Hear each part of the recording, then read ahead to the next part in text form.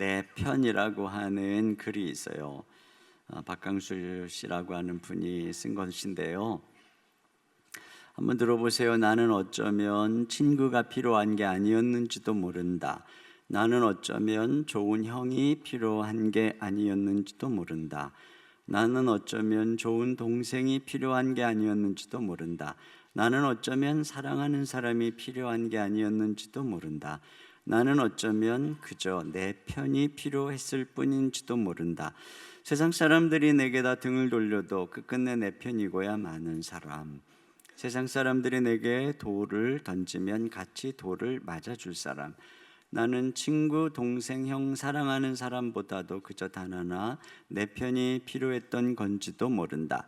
어쩌면 단 한 사람밖에 없을지도 모르는 그런 사람. 참 공감이 되는 시예요. 그 아내들이 원하는 단 한 가지도요, 남편이 남의 편이 아니고 내 편이 되는 거라고 하죠. 특별히 우리가 내 편인 한 사람이 그리울 때가 언제냐면은 사람들이 내게 등을 돌릴 때, 또 돌을 던질 때인 것입니다. 공경의 때에. 그런 면에서요, 오늘 다윗이 곤경에 처해 있어요. 오늘 이 시편의 배경에 대해서 표저에 뭐라고 나오냐면은 다윗이 가드에서 블레셋인에게 잡힌 때에라고 돼 있어요. 왜 다윗이 이런 곤경에 처했냐면요, 다윗의 인기가 올라가니까 사울이 질투했잖아요. 사울을 죽이려고 하니까 다윗이 도망을 합니다. 왕이 죽이려고 군사를 풀어 추적하다 보니 도망할 데가 없어서 급기야 블레셋 땅 가드왕 아기스에게로 피신을 한 거예요. 그런데 거기 가서 좀 피하려고 그랬는데, 이전에 다윗이 블레셋의 골리앗을 죽인 것을 기억하는 사람들이 있었습니다. 그래서 다윗은 위험한 인물이다, 우리 정탐하러 왔다, 그를 모함하고 의심하고 협박하고, 분위기가 어떻게 돌아가느냐, 그를 죽이려고 하는 분위기로 돌아가는 것입니다. 바로 그 상황에서 오늘 1, 2절을 한번 그 배경 속에서 다시 한번 읽어보겠습니다. 1, 2절 시작. 하나님이여 내게 은혜를 베푸소서. 사람이 나를 삼키려고 종일 치며 압제하나이다. 내 원수가 종일 나를 삼키려 하며 나를 교만하게 치는 자들이 많사오니. 여기 이제 삼키려고 한다는 건 물어뜯는다 그런 의미고, 치다는 것은 공격한다는 의미예요. 그러니까 늑대처럼 물어뜯으려고 끊임없이 공격을 하고 있다는 건데요, 1절에 보면은 종일이라고 하는 단어가 종일 친다, 종일 공격한다는 것이죠. 2절에 보면은 종일 나를 삼키려고 그런다. 5절에는 종일 내 말을 곡해한다. 이렇게 아주 끈질기게, 마치 그 늑대 떼들이 그 끈질기게 표적을 공격하듯이 그렇게 물어뜯으려고 공격을 쉼없이 멈추지 않는 상황입니다. 그러니까 다윗의 입장에서는 사울이라고 하는 곰을 피하려고 그러다가 늑대 떼 속으로 들어가 버린 거예요. 눈을 번뜩이며 혀를 날름거리고 으르렁거리고 있는 그 늑대 속을 한가운데 있는 다윗의 심정이 어떻겠습니까? 이때 다윗의 마음이 3절 상반절에 이렇게 나오죠. 내가 두려워하는 날에는, 두려운 것입니다. 자칫하면 이제 꼼짝없이 여기서 죽게 생겼어요. 근데 우리가 여기서 이제 주목할 것이 이제 나오는데요. 자, 이런 상황에서 이 절체절명의 상황이잖아요. 그래서 어떻게 다윗이 이 곤경을 탈출했는가 하는 것입니다. 그 해답이 3절에 나와요. 3절 다 같이 시작. 내가 두려워하는 날에는 내가 주를 의지하리이다. 여기 다윗이 3절에 주를 의지하겠다고 그랬는데 4절에도 의지하겠다는 말이 2번이 나오고요, 10절, 11절에도 3번이 나와요. 3, 4절, 10절, 11절이 후렴구예요. 그 후렴구에 반복되는 게 뭐냐면 주를 의지하겠다는 것입니다. 그러니까 여기 이 시편의 핵심이 그것이에요. 내가 이렇게 두려운 공경에 처했는데 주님을 의지했다 하는 것입니다. 여기서 이제 다윗의 참 놀라운 그 모습을 발견합니다. 다윗의 다윗됨이죠. 사울이 한 나라의 가장 큰 권력자가 다윗에게 등을 돌렸다는 사실을 알고 그를 죽이려고 한다는 사실을 알자 다윗에게 평소에 우호적이었던 사람들, 친구들 다 등을 돌려버렸습니다. 그리고 다윗이 의지했던 다윗의 영적인 조력자여 그를 도왔던 제사장들은 다윗을 조금 도왔다는 이유로 다 몰살당해 버렸어요. 그리고 블레셋에 와서 지금 공경에 처해 있는 상황이죠. 그러니까 그야말로 다윗을 도와줄 자가 한 사람도 없는 것입니다. 이 정도 되면은 절망해서 그냥 포기해 버릴 건데, 근데 지금 놀라운 게 바로 그 순간에 내가 하나님을 의지하리로다 이렇게 고백을 하고 두려운 상황을 하나님을 의지해서 이겨냈다는 거예요. 이게 무슨 얘기냐면은 아무것도 의지할 것이 없는 상황이 되자 그 속에 숨겨져 있던 놀라운 믿음의 유전자가 작동하기 시작했다는 거예요. 그가 의지했던 모든 것들이 무너지니까 그 안에 잠자고 있었던 믿음의 용기가 꿈틀거리고 깨어나기 시작했다는 거예요. 여기서 우리는 왜 하나님께서 다윗의 삶을 이렇게 한순간에 와르르 무너뜨리셨는지, 왜 사울의 의심과 광분을 허락하셨는지, 왜 그가 의지하던 모든 것들을 이렇게 한순간에 다 제거해 버리셨는가? 그것을, 그 이유를 찾을 수가 있죠. 그 한 가지 이유는 뭐냐? 바로 그 순간에야 작동하는 이 믿음의 유전자를 깨우려고 한 것입니다. 그 안에 잠자고 있었던 믿음의 야성을 일으키려고 한 것이죠. 원래 다윗이 어떤 사람인지 우리 잘 알잖아요. 들판에서 성령에 의해서 빚어진 어린 시절부터 그런 하나님의 사람으로서 하나님을 의지해서 양을 훔치려던 곰과 사자를 때려잡았던 믿음의 용장이에요. 그가 주님의 성령에 의해서 그 들판에서 왕의 위엄과 용사의 용맹과 왕으로서의 그 시와 웅변과 이것으로 이렇게 자질이 준비되어졌던 어느 날, 그 모두가 덜덜덜 떨고 있었던 골리앗 앞에서 조금 더 주눅들지 않고 만군의 여호와의 이름으로 담대히 나가서 골리앗을 무너뜨린 믿음의 용사입니다. 바로 이 믿음의 남다른 용기, 이것이 다윗을 세상 전면에 주목받게 한 이유였어요. 그런데 지금 다윗의 모습이 어떻습니까?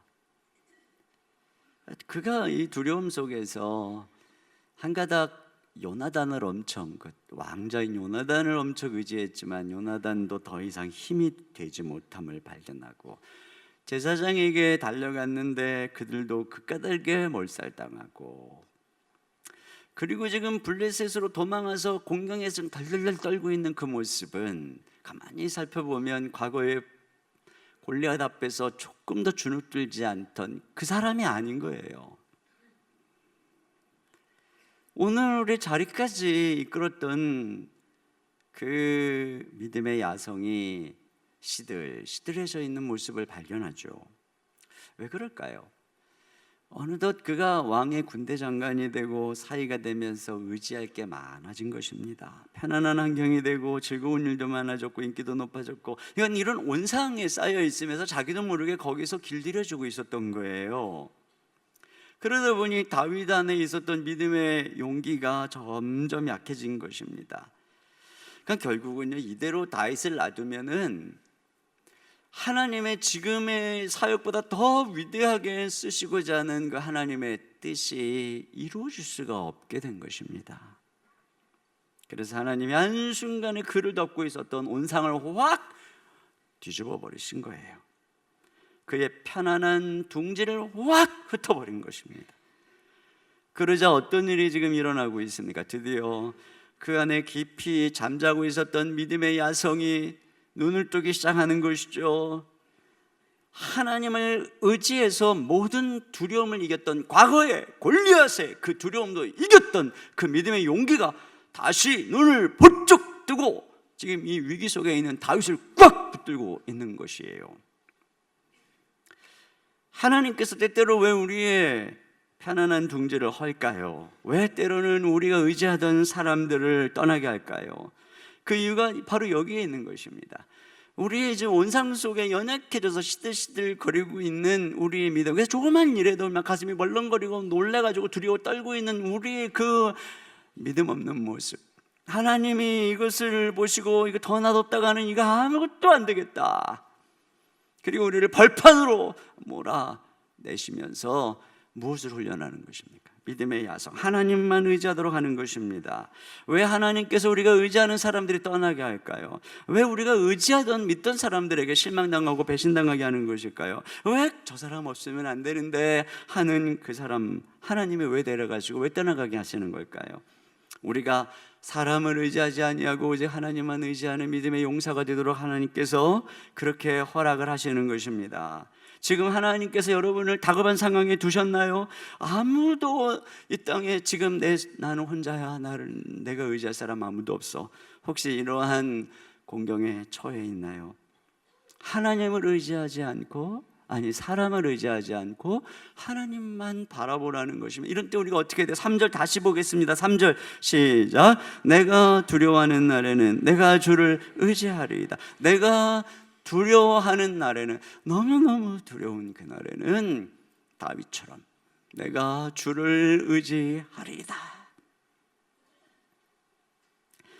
다윗이 하나님께서 계획한, 하나님의 기뻐하는 성군, 하나님 나라의 왕이 되기 위해서 필요한 것은 사람들의 도움이 아니었어요. 그에게 필요한 것은 오직 한 분, 하나님이셨어요.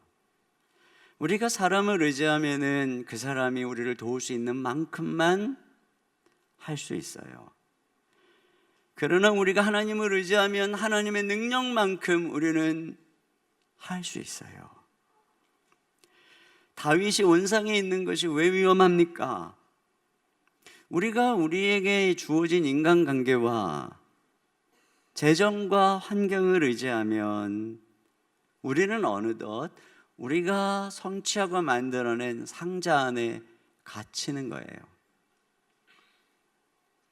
우리가 의지하는 인간적 자원, 그것으로 나를 규정하고 우리 자신도 모르게 유리천장을 만들고 유리벽을 만들어서 그 이상은 뛰어오를 생각도 안 하고 그 밖으로는 몸의 발걸음을 내디딜 생각도 안 하는, 그래서 동물원의 사자처럼 던져주는 먹이나 먹으면서 모든 동물의 왕으로서의 위엄을 잃어버린 채 안일하게 살아가다가 인생을 마치는 그런 존재로 전락해버리는 것입니다. 그런 면에서 우리는 우리 자신의 삶이 이런 유리상자 안에 갇히지 않도록 정말 끊임없이 우리를 분발시켜야 합니다.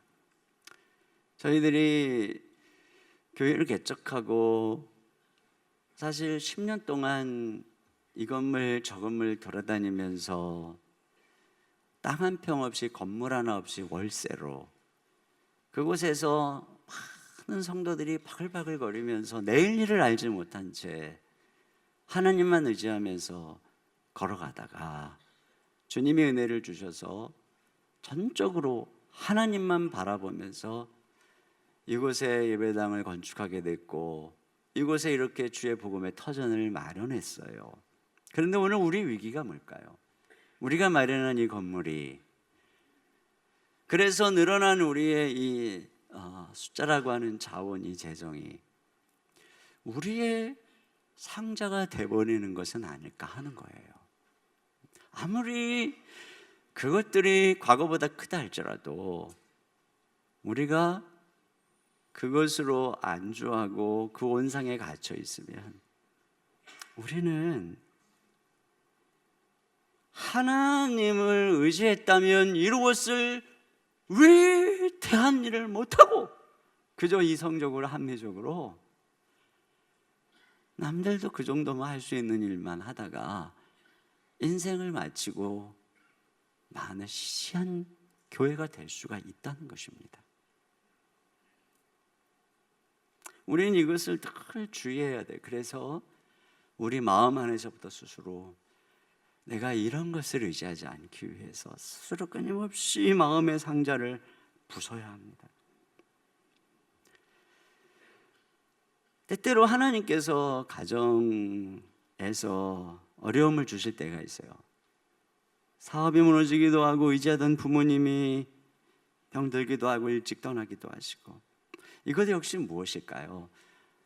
우리를 상자 밖으로 끄집어내는 것입니다. 하나님만 의지해서 믿음의 야성으로 더 넓은 세상을 향해서 걸어가라는 것이죠. 오늘 이 다윗을 한번 보세요. 얼마나 놀라운 믿음의 야성으로 포효하고 이 위기를 벗어나고 그 이후에 계속되어지는 사울의 그 어마어마한 그 추적을 결국은 믿음의 야성으로 이겨내고, 그가 하나님만 붙들었더니 어떤 일이 일어납니까? 하나님께서 이 다윗을 그런 놀라운 성군의 자리에 우뚝 세우잖아요. 자, 그러면 우리는 두려운 날에 어떻게 주만 의지할 수 있을까요? 도대체 어떻게 다윗은 이 급박한 순간에 이 모든 의지할 것이 없는 이 절망의 순간에 하나님을 굳게 붙들고 의지할 수 있었을까요? 오늘 그 이유가 나와요. 이게 아주 중요한 오늘 본문의 핵심 키가 되는데요. 자, 4절 상반절 다 같이 보겠습니다. 시작. 내가 하나님을 의지하고, 여기 바로 그 말씀이라고 나오죠. 그 말씀, 그냥 말씀이 아니에요. 그 말씀. 이게 뭐죠? 그냥 보편적으로 이렇게 성경에 기록된 말씀이 아니고 하나님이 다윗에게 해주신 그 말씀, 언약의 말씀입니다. 자, 10절도 같이 읽어보겠습니다. 시작. 내가 하나님을 의지하여 그의 말씀을 찬송하며 여호와를 의지하여 그의 말씀을 찬송하리이다. 여기 보세요. 그의 말씀, 똑같은 얘기예요. 하나님께서 다윗에게 해주신 그의 말씀, 하나님이 다윗에게 약속하신 말씀, 이걸 기억했던 것입니다. 그게 뭘까요? 그게 무엇인지, 지금이 이제 다윗의 초기이기 때문에 그게 명확하게 나오지 않아요. 나중에 이제 왕이 돼서 하나님이 다윗 언약을 주시고 그에게 놀라운 약속의 말씀을 주시지만 지금 이제 초기죠. 그래서 우리는 유추해야 돼요. 하나님이 다윗에게 주신 약속이 무엇일까? 다윗의 등장은 전적으로 하나님의 선택이에요. 하나님이 탁 그를 끄집어낸 거죠. 목동으로 이세의 8번째 아들로 아무의 주목도 받지 않을 때였잖아요. 그때 하나님이 사무엘이라고 하는 선지자에게 말씀하셨어요. 사울의 시대는 끝났어. 내 마음에 드는 한 아이가 있다. 그가 왕이 될 것이다. 자, 여기 사무엘상 13장 14절 하반절 시작. 여호와께서 그의 마음에 맞는 사람을 구하여 여호와께서 그를 그의 백성의 지도자로 삼으셨느니라. 이거 사무엘이 한 얘기예요. 결국 사무엘은 다윗을 찾아가서 머리에 기름을 붓습니다. 여기 내 마음에 맞는다, 이 말은 영어의 NIV 표현을 보니까 After my own heart. 이게 이제 하나의 수건인데요. 이게 무슨 뜻입니까? 내 취향이다. 뭐 현대식으로 얘기하면 나하고 마음이 통한다. 내지는 내 마음에 쏙 든다. 뭐 이런 의미입니다. 하나님이 다윗을 만남에 옛날 개혁성경의 신약의 사도행전 13장에 하나님 마음에 합한지라. 근데 이 것이 하나님이 이제 선택한 이유인데 이것을 우리가 오해하면 안 돼요. 마치 이제 하나님께서 다윗을 딱 보니까 제가 남다르네. 그래서 내 마음에 쏙 들어. 이게 아니에요. 우리는 항상 이런 말씀을 전체 성경 속에서 의미를 찾아야 되지요. 여러분, 그가 어린 시절에 만약에 남다른 게 있었다면 사무엘이 기름 부으러 올 때 그의 아버지 이새가 다른 일곱 아들은 다 오라 그러고 다윗은 양치로 보냈겠습니까? 형들이 그를 그렇게 시시하게 여겼겠어요?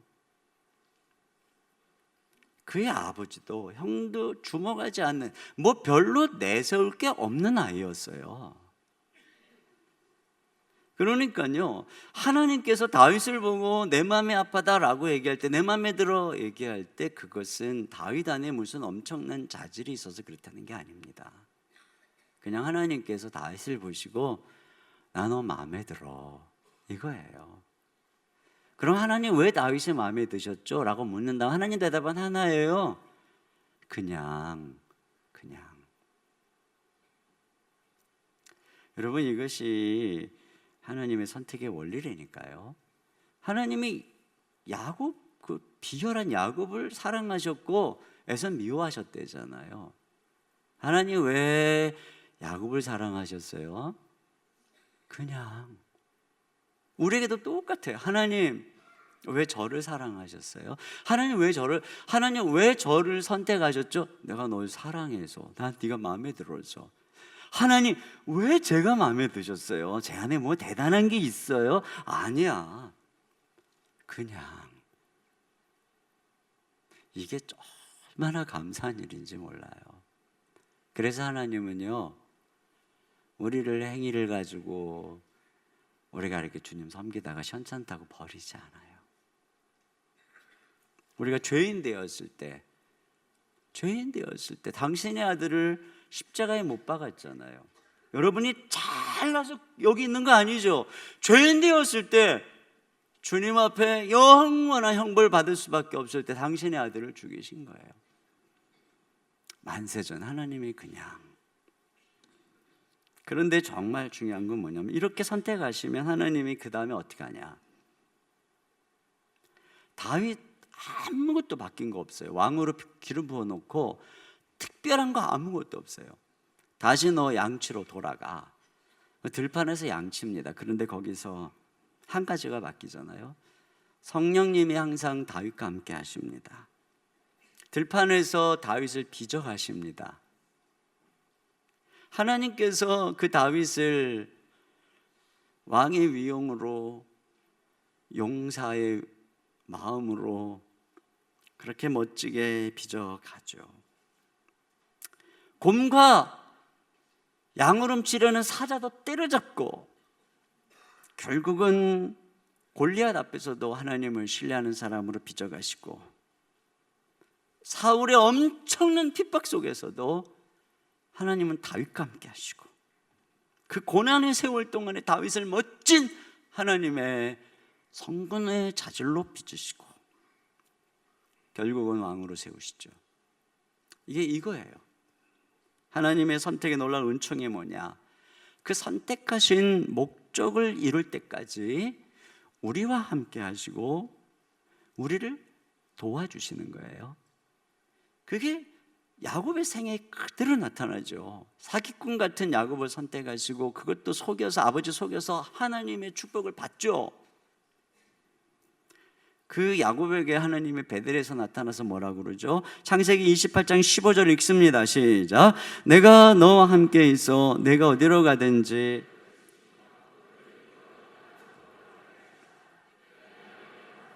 다 이루기까지 너를 떠나지 아니하리라 하신지라.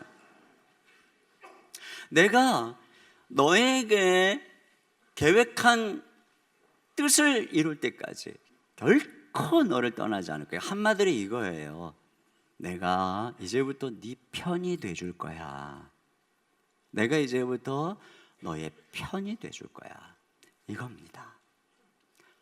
지금 하나님께서 다윗에게 주신 그 말씀, 약속 이겁니다. 내가 너를 왕으로 선택했기 때문에 그걸 이룰 때까지 나는 결코 너를 떠나지 않고 너를 도와줄 것이며 나는 너의 편이 될 것이다.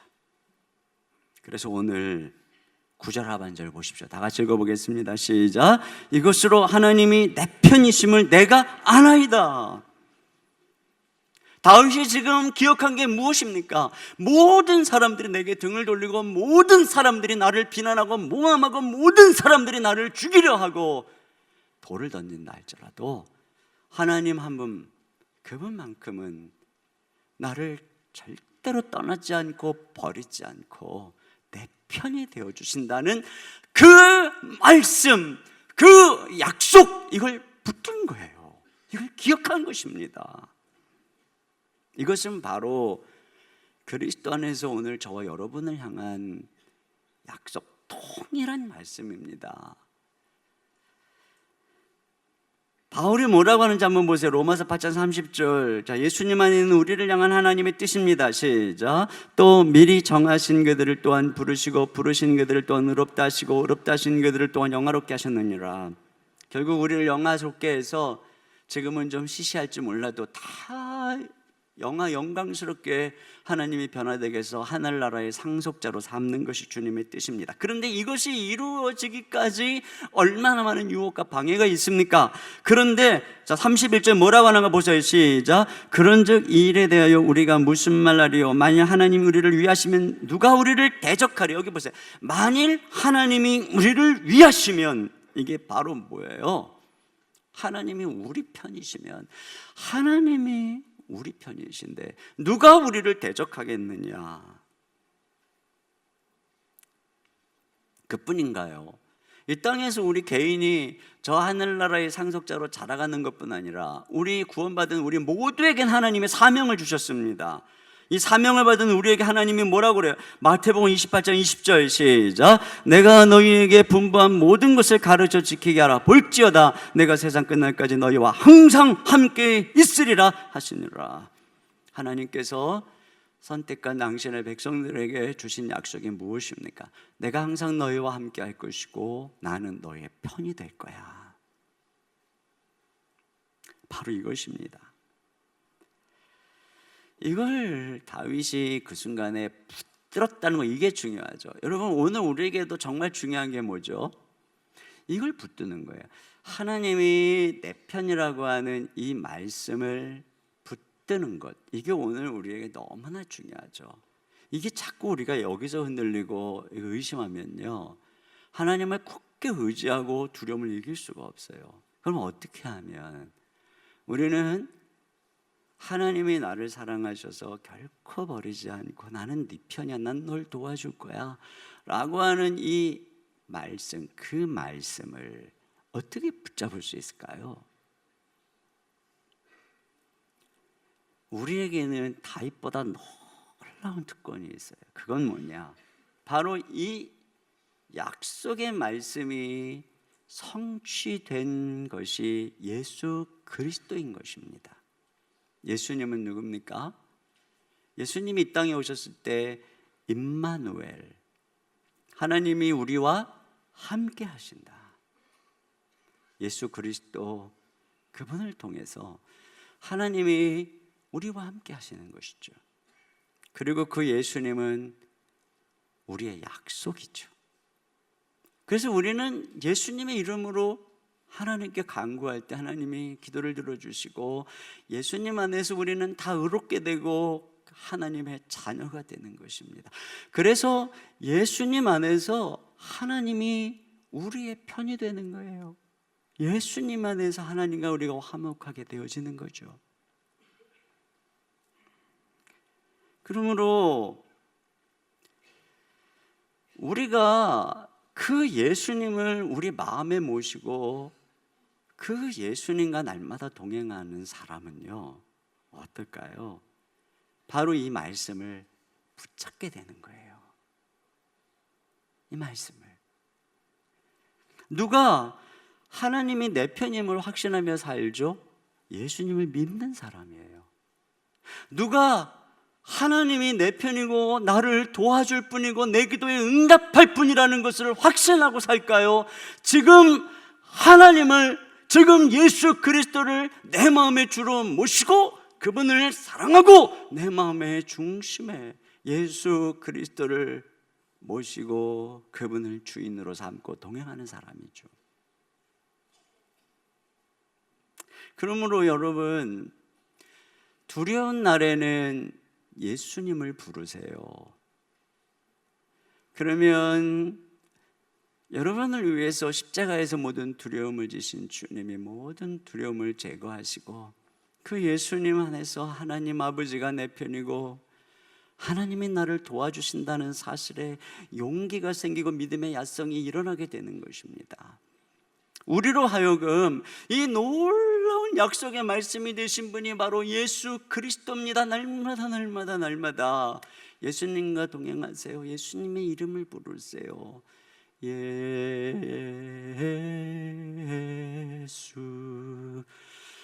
예수,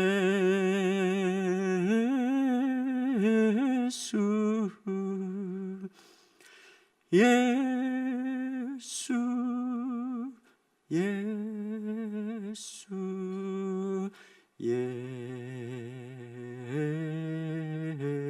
예수, 날 위하여, 날 위하여, 예수, 예수, 죽으셨네,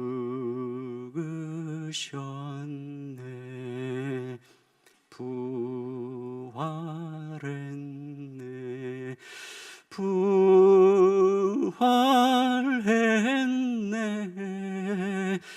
예수, 예수, 부활했네. 그 예수님이 우리 안에 계시면, 그 예수님의 이름을 부르면 우리가 그 말씀, 내가 너와 함께 할 것이다, 내가 너를 사랑한다, 나는 너의 편이다, 내가 너를 도와줄 것이다, 아무도 너를 해치지 못할 것이다, 너의 인생의 모든 사명이 끝날 때까지 내가 반드시 너를 지켜줄 것이다, 이 하나님의 그 말씀이 바로 예수 그리스도, 그분 안에서 우리의 것이 되는 줄로 믿습니다. 이렇게 하나님이 내 편임을 기억하는 사람은 어떻게 하는가요? 어떻게 그 주님을 의지하나? 어떻게 하나님을 의지하나 보세요. 첫째로는요, 다윗이 어떻게 하냐? 내 편이신 하나님께 자기의 대적자들을 다 고소하고 있어요. 여기 자 5절 6절 같이 보겠습니다. 시작. 그들이 종일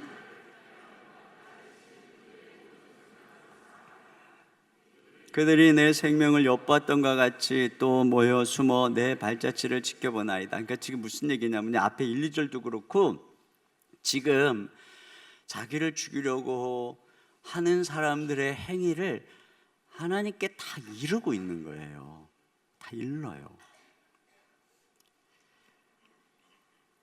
아이들이요, 학교에 가서 때때로 왕따를 당하고 괴롭힘을 당할 때가 있잖아요. 근데도 왜 부모님에게 이야기를 안 하냐면 부모님보다 애들이 더 무서워서 그래요. 부모님께 얘기하면 애들이 나를 더 괴롭힐 거라고 생각하기 때문에. 근데 만약에 그 아이들이 내가 엄마 아빠한테 얘기를 하면 우리 엄마 아빠가 쟤들보다 세고 이 문제를 확실하게 해결해 줄 거라고 굳건히 믿으면 아이들은 애들이 자기를 왕따시키고 이쯤에 하는 것이 도가 높다라고 생각하면 반드시 부모님에게 와서 얘기합니다. 여러분, 우리도 마찬가지예요. 우리가 정말 하나님이 내 편이시고 내 당하는 모든 이 고통을 해결해 주실 분이라고 믿는다면 여러분, 왜 당하고만 계세요? 왜 가만히 계세요? 왜 나를 괴롭히고 나를 힘들게 하고 나를 억울하게 하고 나를 억누르고 학대하고 핍박하는데 왜 가만히 계세요?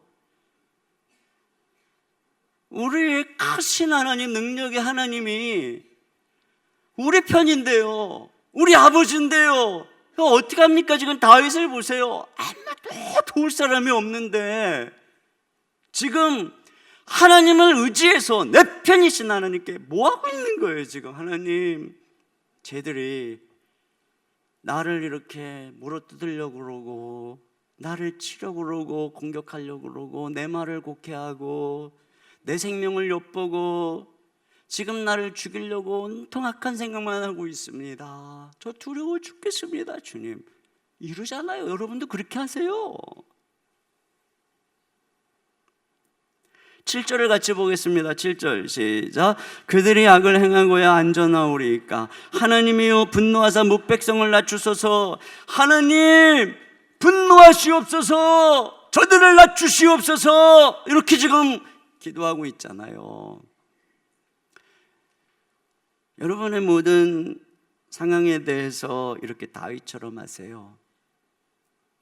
여러분의 힘으로 할 수 없는 그 모든 상황에 대해서 다윗은 언제나 그랬어요. 그와 맞붙어 싸우지 않았어요. 사울에 대해서도 계속 하나님께 일렀어요. 그리고 그 하나님이 내 기도 들으시고 공의로우신 재판장이 이 모든 것을 공의롭게 해결해 주실 거라고 하는 굳건한 믿음을 가졌던 거예요. 두 번째로, 그는 하나님이 자기 모든 고통을 다 아신다 하는 이 믿음을 갖고 견뎠어요. 자, 우리 8절을 다 같이 보겠습니다. 시작. 나의 유리함을 주께서 계수하셨사오니 나의 눈물을 주의 병에 담으소서. 이것이 주의 책에 기록되지 아니하였나이까. 여기 나의 유리함, 이건 방황하는 거죠. 망명생활하고 광야로 들로 동굴로 도망자의 신세. 근데 이걸 계수한다는 것은 뭐냐면 그 날수를 세고 계신 거예요, 하나님이. 다윗은 그걸 믿은 거죠. 하나님이 내가 쫓기며 유리방황하고 있는 모든 날수를 다 세고 계셔. 또 그 다음에 뭐라 그러냐면 주님 내 눈물을 주의 병에 담으소서. 근데 이 고대에는요, 사람들이 눈물병들이 있었다고 합니다. 그래서 그 눈물을 이렇게 담아요. 우리 가끔 영화 보면 황제들 이렇게 울려고 그러면 눈물병 갖고 와라고 울고 담고 이런 거 있잖아요. 그리고 그것을 소중히 여기고, 자, 그 눈물을 눈물의 양만큼 하나님이 나를 기억한다고 생각했는지 모르겠지만, 그리고 죽을 때 그걸 묻어줬다고 합니다. 근데 지금 여기 다윗이 믿는 건 뭐냐면 그 눈물을 주의 병에 담는다는 거죠. 주의 병에. 이건 뭐냐면 하나님이 내 눈물을 다 기억하신다 이거죠. 내가 이렇게 우리 방황하면서 흘리는 눈물을 다 하나님은 다 기억하신다. 그 다음에 또 주의 책에 기록되지 아니하였나이까. 한마디로 하나님께서 내 삶의 모든 이 고난과 고통과 억울함을 다 기억하신다는 것입니다. 이걸 다윗이 아는 게 왜 중요하겠어요? 이것이 이제 다윗에게 위로가 되는 것이죠. 이게 다윗이 하나님께 선택받고 사명을 받지 않았으면 흘리지 않았을 눈물이고 겪지 않았을 고통입니다. 우리도 마찬가지예요. 예수님을 믿지 않았으면 경험하지 않았을 고난들, 하나님의 사람으로 빚어가기 위해서 때로 우리를 채찍질하시고 우리에게 주시는 고난, 또 예수님을 믿기 때문에 세상으로부터 당하는 고난들, 이 세상에서 말이죠, 우리가 예수 믿는다는 것이 밝혀졌다는 게 그들에게 얼마나 큰 약점 잡히는 건지 여러분 다 경험하고 계시잖아요. 그래서 예수 믿는다는 거 어느 순간부터 알았다는 한 가지 이유로 자기는 더 이기적이면서 우리가 조금 이기적으로 보이면 너 예수 믿는 애가 왜 그래?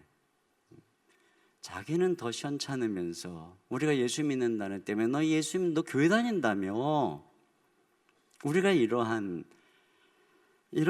그 고통을 얼마나 많이 당하나요? 전에 우리 교회에 와서 특세 때 은혜 많이 끼쳤던 이한영 교수님이 이제 개인적으로 식사할 때 이런 얘기 한번 해주셨어요.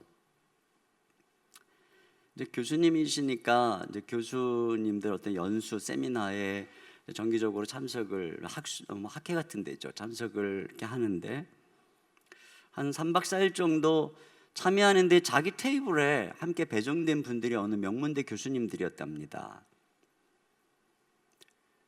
근데 이제 어떻게 얘기하다가 이제 자기가 목사라는 사실을 알게 된 다음부터 그들이 하여튼 자리에만 앉고 틈만 나면은 이제 목사님들 욕을 하고 교회의 비리를 들먹거리고 교회 욕을 하고 그냥 시간마다 이제 그러는데 뭐 목사님도 뭐 할 말이 없으니까 계속 듣고만 계셨대요. 근데 이제 가만히 보니까 이 교수님들이 이제 서로 한 학교에서 와가지고 뭐 친구들이고 그래서 그랬는지 모르겠는데 뭐 저녁 때 되면은 어디 가서 뭐를 하는지 말이죠.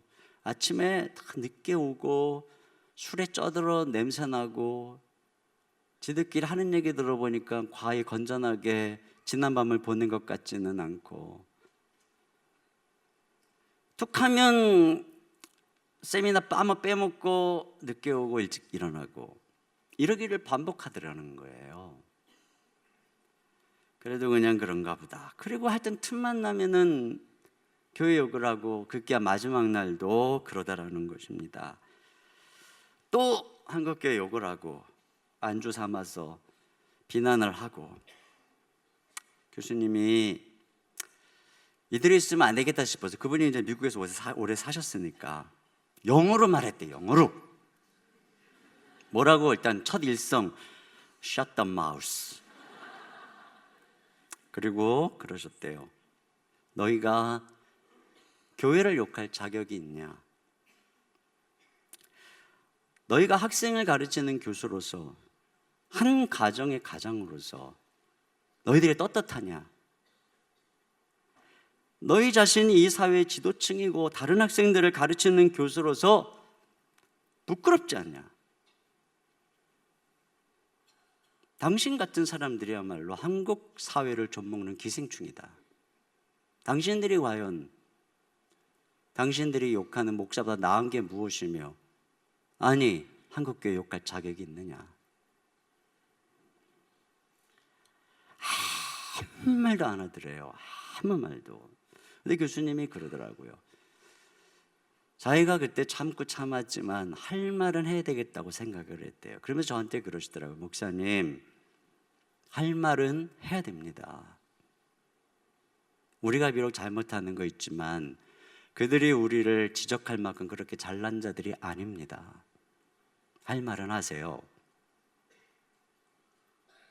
할 말은 하세요, 여러분.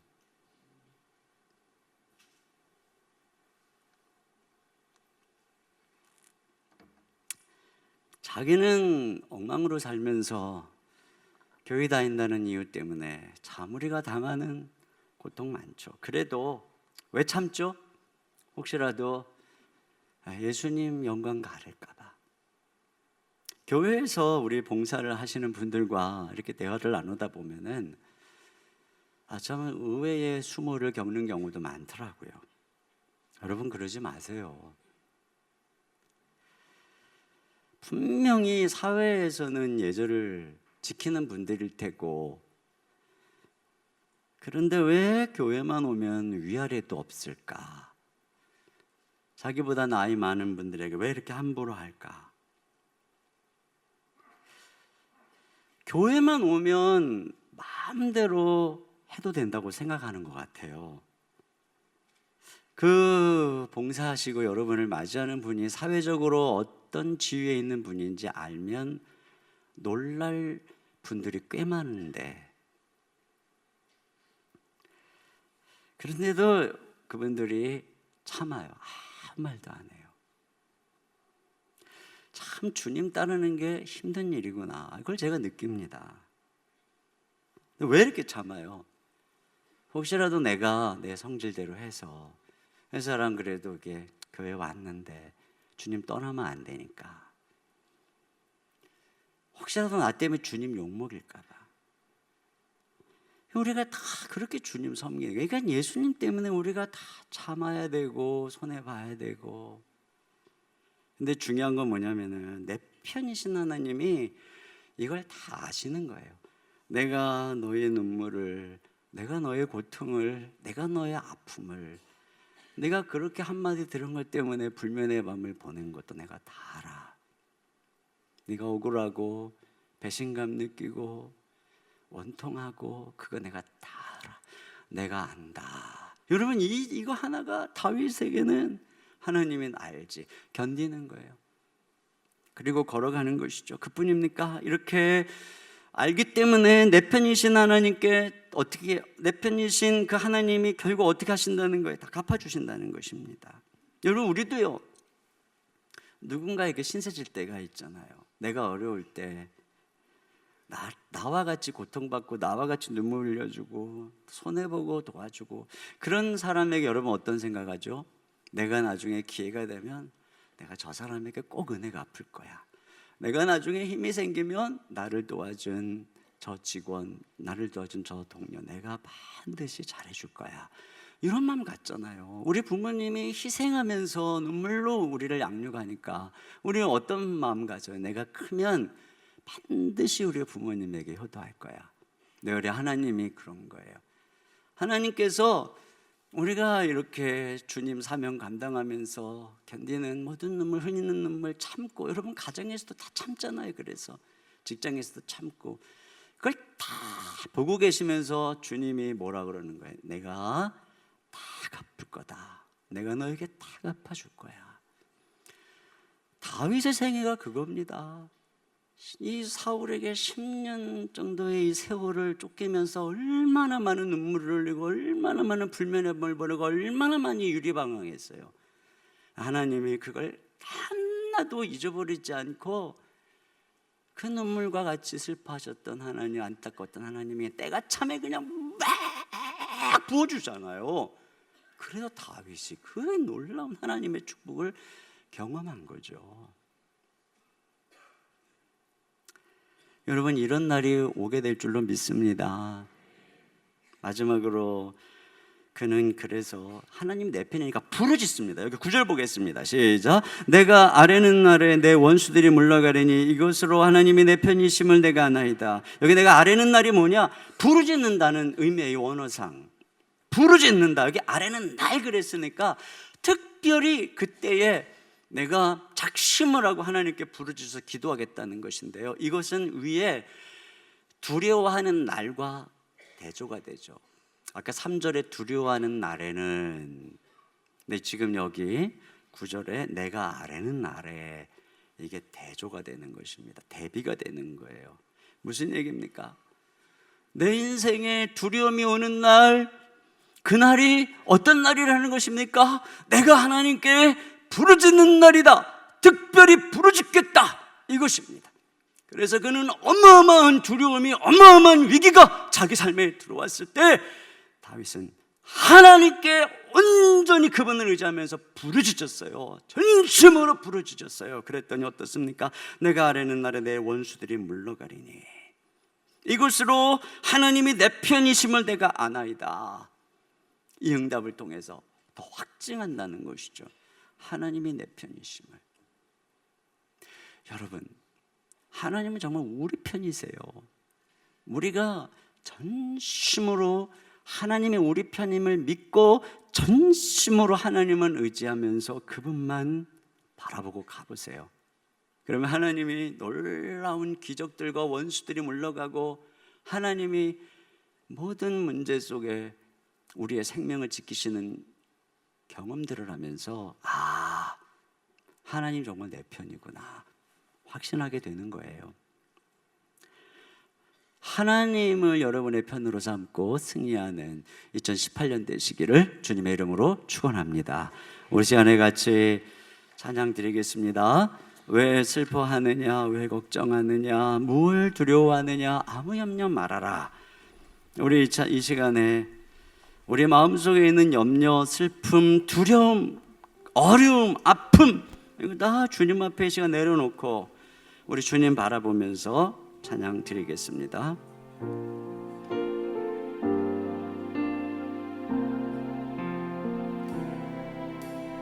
왜 슬퍼하느냐, 왜 걱정하느냐, 왜 걱정하느냐, 무얼 두려워하느냐, 무얼 두려워하느냐, 아무 염려 말아라. 아무 염려 말아라. 큰 어려움에도 큰 어려움에도 큰 아픔이 있어도 큰 아픔이 있어도 이젠 아무 걱정하지 마. 이제는 걱정하지 마. 내가 널 붙들어 주리. 내가 널 붙들어 주리. 내가 너와 항상 함께 하리라. 내가 너와 항상 함께 하리라. 내가 너를 지키리라. 실망치 말고 나를 보아라. 나는 너의 하나님이. 우리 한 번 더 하겠습니다. 왜 슬퍼하느냐? 가슴에 손을 얹고 왜 슬퍼하느냐, 왜 걱정하느냐, 왜 걱정하느냐, 무얼 두려워하느냐, 무얼 두려워하느냐,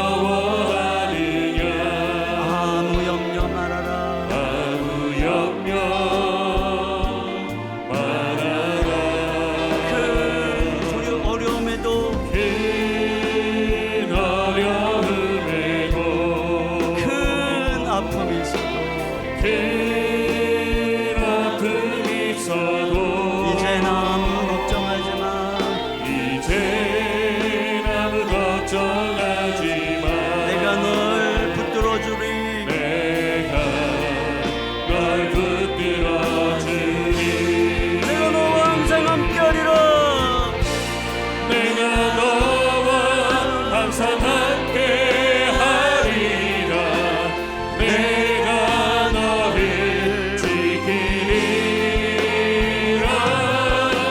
실망치 말고 나를 보아라.